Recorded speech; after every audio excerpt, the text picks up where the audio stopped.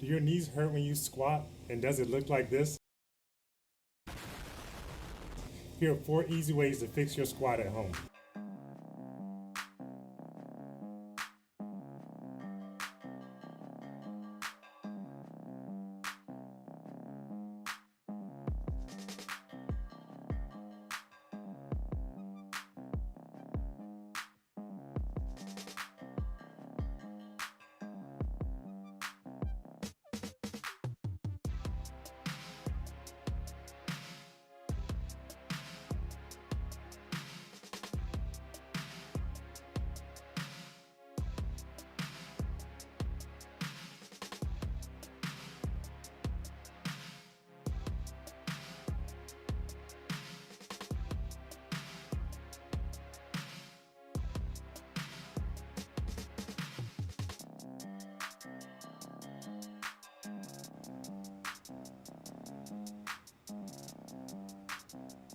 If you're looking for ways to improve your exercise and workout routine, follow me.